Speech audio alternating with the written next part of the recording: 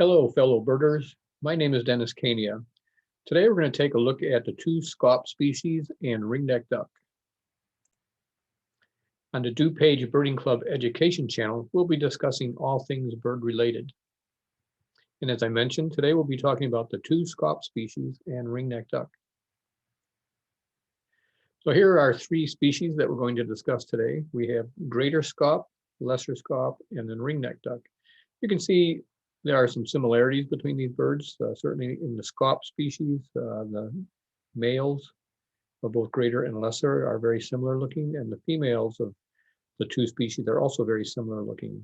And then as a comparison to ringnecked duck, you can see there are some similarities as well. You can see that the female is very closely related color-wise, and you do see some similar coloration characteristics in the ringnecked duck. So when you do have these birds in a raft out on the water, and sometimes at distance, you have to look very closely to be sure which one you're looking at. We do get all three species coming through in migration, and you can see that we'll concentrate here at first on the fall. You can see ringnecked duck is coming in basically around the beginning of October. We expect to start seeing them, and the numbers increase as we get further into the fall migration. And their numbers start to tail off as we get more into December and we start getting ponds freezing up. You see the same thing going on basically with our lesser scaup. Those are the two species that we're going to see in abundance. And you can see that Greater Scaup, we have very few fall records. In fact, at Fermilab here, we only have one. We look back to the spring season and through the winter and into the spring. Again, same kind of a pattern going on between ringnecked duck and lesser scaup, the two species that are more common. And they can start showing up anytime in January if we have a little bit of open water. But water is going to really start to open up in mid-February, and that's when we get a large influx of both of these species. And they can be with us all the way through the month of April. And you see that again here with lesser scaup, same kind of a situation. Greater scaup, you can see they're a little bit more sporadic, but they still kind of fit into that same window. And you'll see that come mid-February when the ice is starting to go out on our lakes. That's when they start showing up with more regularity. And they're with us potentially through the month of April. Every now and then we'll get some birds that have lost their way, and we'll get some odd summertime records for these species, but they're certainly not to be expected in the summertime. You can see that the Greater Scaup is much more sporadic in the records that we've been able to record at Fermilab over the last 34 years.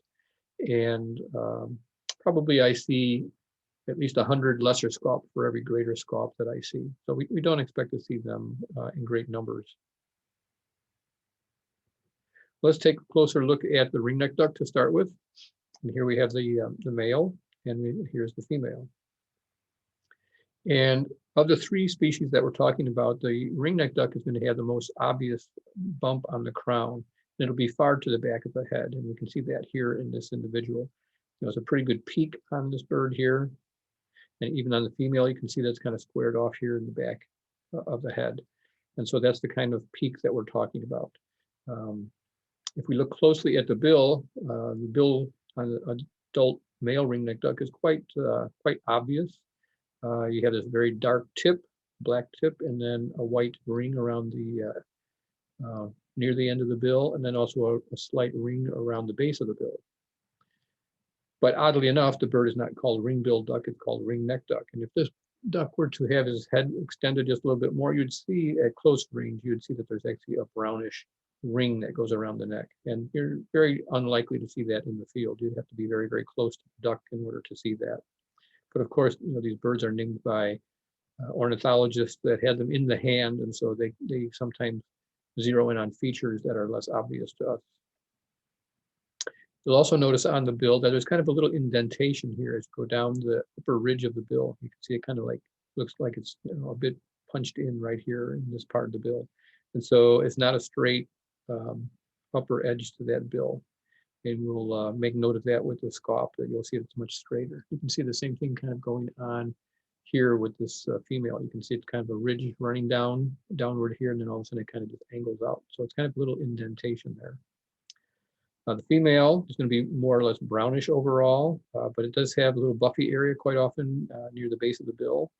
and it will have an eye ring as well. So those are two features that you would look for on the female.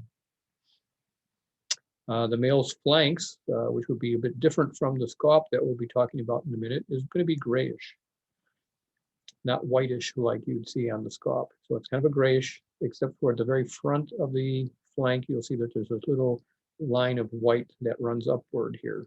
And that's very distinctive. And you can see that at great range across the pond. That'll be a very obvious feature. When the birds are sleeping and you can't see any features on the head, this is a very good indicator for the species. So now we're getting into our scaup, and we have both the greater and lesser females in this image. And you can see some characteristics that make them difficult to separate. You know, overall plumage is very, very similar. They both have this kind of whitish or cream colored crescent around the base of the bill. But there are some differences to look for. On the lesser scaup, you'll see that the high point on the head is going to be behind the eye. Almost similar to what we were seeing on the ringnecked duck, but it's nowhere near as extreme as what we were seeing on the ringnecked duck. But you'd always look, if you know, realize that you're dealing with a scaup, you would look to see where that high point is on the head. And for lesser scaup, whether it's male or female, you're always going to see the high point being behind the eye. Whereas on the greater scaup, you can see that the high point is actually here, it's in front of the eye. It's either going to be above, right above the eye, or to the front of the eye. You'll also notice there's a little bit difference in the bill. This is much straighter ridge than what we were seeing on that ringnecked duck. But I want you to focus on this part of the bill here. You can see that the black tip here is much more obvious than what we're seeing on this lesser scaup.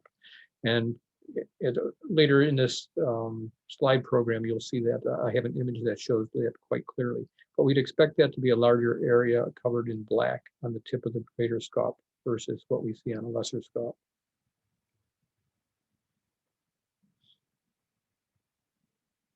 Here are the males, and you can see that right off the bat, they look a little bit different than what we were seeing on ringnecked duck. You can see they do have the white flank, so that will set them apart. You'll also notice that the back is kind of a grayish color. It's actually a vermiculation of little black markings on a white background. So you see that on both species. And if we, I didn't point it out on the ringnecked duck, but the back of the ringnecked duck would be dark. So that would be one way that you would be able to separate ringnecks from either of these two scaup species. You'll find that the vermiculation is much finer on greater scaups than it is on lesser scaups. So the greater scaup will, in the end, will end up looking brighter on the back and the flanks than the lesser scaup will. Again, there's the high points on the head, and again, lesser scaup, the high point is going to be behind the eye, somewhere from here on back, whereas on greater scaup, it's going to be from here on forward. And we do see that that's happening in this image. So that's a key characteristic. It's one of the first things that I look for when I do see scaup in the field. And again, that discussion of the tip of the bill where the nail is found. And just to go into a little more detail, the area on at the tip of the bill that I'm referring to as a nail, it's kind of a little raised area. And on a lesser scaup, the only portion of the tip of the bill where you'll see the black will be actually confined just to that nail. Whereas on a greater scaup, the nail is black, but then that black kind of spills over beyond the edges of the nail. And again, I'll show you that in just a minute. So here we have a front-on view so that you can see that nail and how dark it is. And so here on the lesser scaup, you can see that the black is confined just to that little nail area. And then beyond that, it's all bluish. If we look here at the greater scaup, you can see it's much wider. So the nail itself is black, but then that black spills off of the nail and goes in either direction here, making it a larger spot on the tip of the bill. So I think that's one of the easier features to focus in on once you know you're dealing with scaup. There's one other thing that we can look for, and that is if we do see the birds in flight or if we have them flexing their wings while they're out on the pond. One of the things that you'll notice is that the white in the wing And both of them do have white in the wing. But on a lesser scaup, the white itself is confined really to the secondaries. And this is kind of grayish here, but the true whitish area is really just confined to the secondaries. Whereas we look at the greater scaup, you'll see that here, again, the secondaries are all very white, but then that white extends out into the primaries as well. And so that's something that's pretty easy to pick up if you do have the birds flap their wings at all, or if you do see them in flight. One of the other things that has historically shown up in some of our field guides is they talk about the glossy sheen on the heads of these birds. And they say that one is purplish and the other is greenish. And I don't use that at all. And I was just checking out what Sibley had to say about that. And I see that he too is saying that it's really something not to count on for identification, because basically depending on angle and lighting, and this is something I've experienced in the field as well, is you just really can't count on that. A bird will look, 1 minute it'll look kind of purplish and the next minute it'll look kind of greenish. So that's not something that you can really hang your hat on. So features to remember would be that head structure for sure, and the bill shape. Both of those can play an important part in separating the two scaup from the ringnecked duck. Once we're dealing with the two scaup, we have a lot of subtle characteristics to look at. You can take into consideration the how much vermiculation there is in the back of the bird, how white or bright the flanks are, and then look at that nail and see, whether it's an extensive, large black area on the tip of the bill, or if it's just a smaller area on the tip of the bill. So, of course, we talked about the head profile and where that high point is on the head.